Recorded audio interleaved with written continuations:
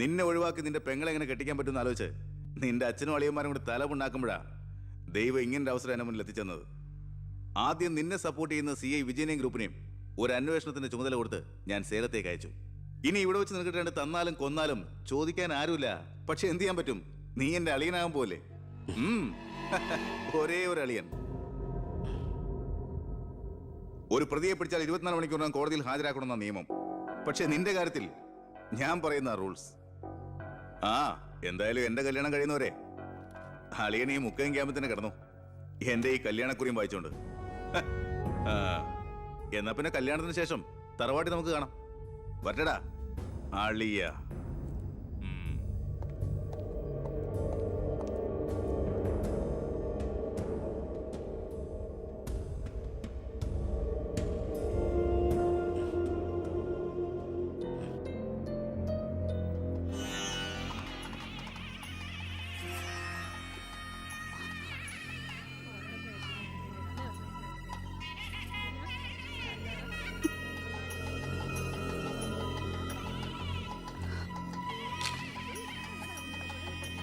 ഇതുവരെ റെഡി ആയില്ലേ? ഭരണം കൂട്ടിൽ ഇപ്പൊ ഇങ്ങെത്തും.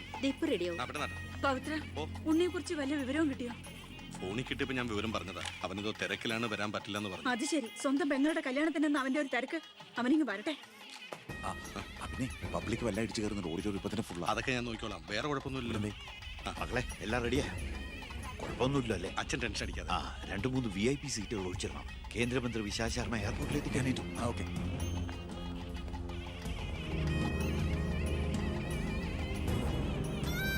മോളെ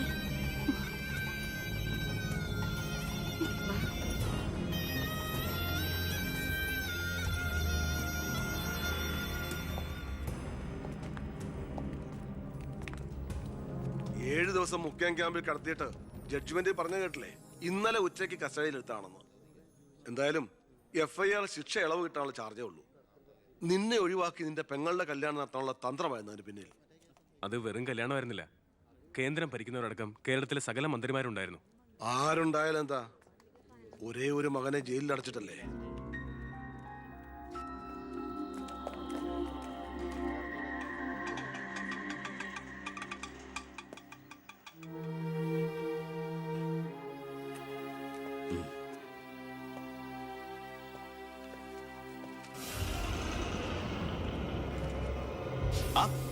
ഇതാര്? അളിയോ?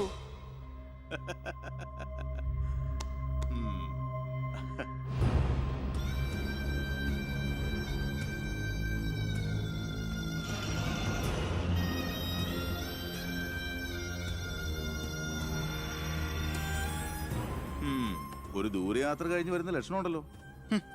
അളിയൻ ഇത്രയും ദിവസം എവിടെയായിരുന്നു? നീ ഇങ്ങനെ നോക്കി നിൽക്കുന്ന അളിയന് പോയി ചൂട് ചായ എടുത്തോണ്ട് വാ. ചെല്ല്. എന്തിനാ ഇപ്പൊ അങ്ങോട്ട് വന്നത്?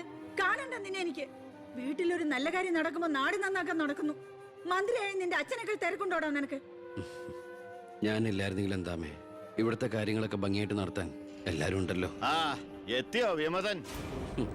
വിമതൻ ചെറുപ്പകാലത്ത് ആവേശമായിരുന്നു എനിക്ക് എന്റെ അച്ഛൻ. മനസ്സുകൊണ്ട് രാഷ്ട്രീയ ഗുരുവെ കണ്ടിട്ടാ ഞാൻ രാഷ്ട്രീയത്തിലേക്ക് ഇറങ്ങിയത്. പക്ഷേ അടുത്തറിഞ്ഞപ്പോ തെറ്റുകളിൽ നിന്നും തെറ്റുകളിലേക്കാണല്ലോ അച്ഛൻ പോയിക്കൊണ്ടിരിക്കുന്നത്. എന്റെ കൂടെപ്പുറപ്പിനെ മനസ്സിലാക്കിയില്ലല്ലോ. വളരെ വിഷമമുണ്ട്, സഹതാപമുണ്ട്.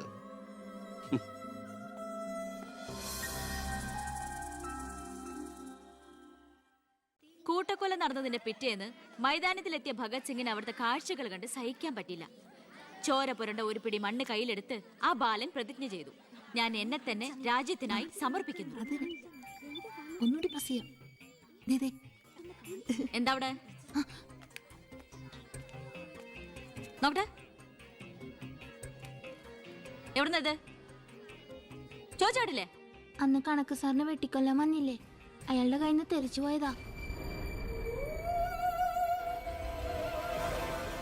സർ, ഇതാണ് ആ ഫോൺ. പ്രസാദ് കൊല്ലപ്പെട്ട സമയത്ത് പ്രതിയിൽ നിന്ന് നഷ്ടപ്പെട്ടതാണിത്. സർ, പ്രസാദ് കൊല ചെയ്യപ്പെടുന്നതിന് മുമ്പ് ഈ ഫോണിൽ നിന്നുള്ള ലാസ്റ്റ് ഔട്ട് ഗോയിങ് കോള് മന്ത്രി ബാലഗംഗാധരന്റെ ഫോണിലേക്കായിരുന്നു. റിമാൻഡിൽ കഴിയുന്ന പ്രതിയെ വീണ്ടും ചോദ്യം ചെയ്തപ്പോ മന്ത്രിയുടെ പങ്കിനെ കുറിച്ച് വ്യക്തമായ സൂചന ലഭിച്ചിട്ടുണ്ട് സർ. അത് മാത്രമല്ല സാർ, മണിമലയാർ ഡാം അഴിമതി കേസിൽ 2 വട്ടം നോട്ടീസ് അയച്ചിട്ടും മേനോ ഹാജരായിട്ടില്ല. തനിക്കിതൊന്നും ബാധമല്ല എന്ന മട്ട മേനോനുള്ളത്. ഇപ്പൊ വാറണ്ട് ഇഷ്യൂ ചെയ്തിട്ടുണ്ട്. എങ്ങനെയാണോ തന്റെ അച്ഛനെ ഇതിൽ നിന്നൊന്ന് രക്ഷപ്പെടുത്തിയെടുക്കുക? അച്ഛൻ ശിക്ഷിക്കപ്പെടണമെന്ന് ലോകത്ത് ഒരു മകനും ആഗ്രഹിക്കില്ല, ഞാനും. പക്ഷെ ആര് കുറ്റം ചെയ്താലും ശിക്ഷിക്കപ്പെടണം സാർ, പ്രത്യേകിച്ച് ജനങ്ങൾക്ക് മാതൃകയാകേണ്ടവർ. ശിക്ഷയിൽ നിന്ന് രക്ഷപ്പെടുമ്പോഴാണ് വീണ്ടും വീണ്ടും തെറ്റുകൾ ചെയ്യാനുള്ള ആത്മധൈര്യം കൂടുന്നത്. ഇത് അച്ഛനെ രക്ഷപ്പെടുത്തലായി നമുക്ക് കണക്കാക്കാം. തെറ്റുകൾ തിരുത്താനും പശ്ചാത്തപിക്കാനുള്ള ഒരു അവസരം. ഒരുപക്ഷെ ഇതിലൂടെ ഒരു മനമാറ്റ അച്ഛനുണ്ടായാൽ. അല്ലേ സാർ? കൂടുതലൊന്നും ഇക്കാര്യത്തിൽ എനിക്ക് പറയാനില്ല.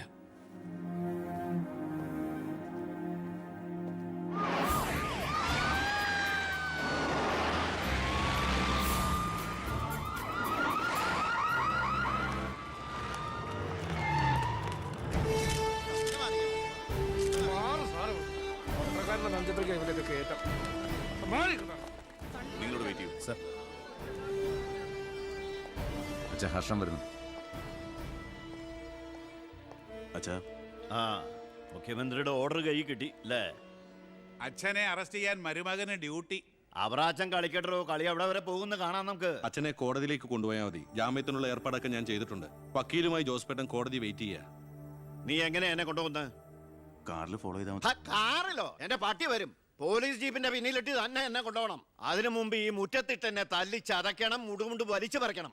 ആ, പിന്നെ പത്രക്കാരോ ചാനലുകാരോ ചോദിച്ചു കഴിഞ്ഞാൽ മുഖ്യന്റെ സ്പെഷ്യൽ ഓർഡർ ആണെന്നൊക്കെ പറഞ്ഞേക്കണം. ഇതൊന്നും നീ ചെയ്യണ്ട, പോലീസുകാരെ കൊണ്ട് ചെയ്യിച്ചാൽ മതി. അയ്യോ, ഓ, ഇത് മുഖ്യമന്ത്രിയെ താഴെ ഇറക്കാനുള്ള കുശാഗ്രമതി ഇല്ലേ? എന്റെ പൊന്നെ, ഞാൻ എന്തുവായി കേൾക്കുന്നേ? ഗുരു എന്നെ ഒന്ന് അനുഗ്രഹിച്ചാട്ടെ. ആ അനുഗ്രഹമൊക്കെ അവനോട് വാങ്ങിച്ചാൽ മതി. അയ്യോ, മേനോൻ സാറിന്റെ ബുദ്ധി. കാര്യങ്ങളൊക്കെ നമ്മുടെ പോലീസുകാരോടൊന്ന് പറഞ്ഞേക്കാം. ജയ്,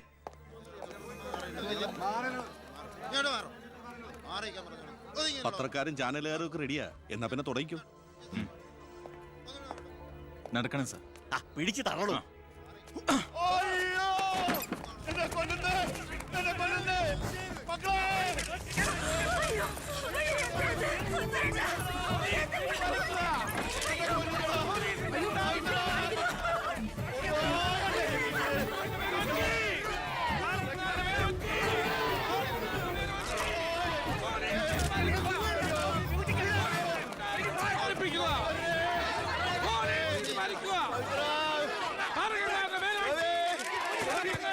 എന്ത് പോക്കറ്റമാണോ കാണിക്കുന്നത്? ഒരു മിനിസ്റ്ററല്ലേ അദ്ദേഹം? വീട്ടിൽ കയറി അനാവശ്യം കാണിക്കാതെ ബഹളം ഉണ്ടാക്കരുത്. ഇത് ചീഫ് മിനിസ്റ്ററുടെ ഓർഡർ. ചീഫ് മിനിസ്റ്ററുടെ ഓർഡർ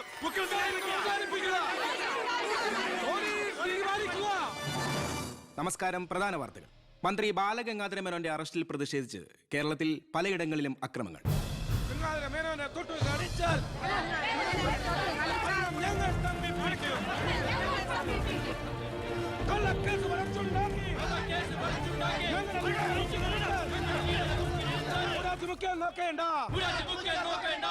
ഇപ്പോൾ കിട്ടിയത് അറസ്റ്റിലായിരുന്ന വിദ്യാഭ്യാസ മന്ത്രി ശ്രീ ബാലഗംഗാധര മേനോന് കോടതി ജാമ്യം അനുവദിച്ചു.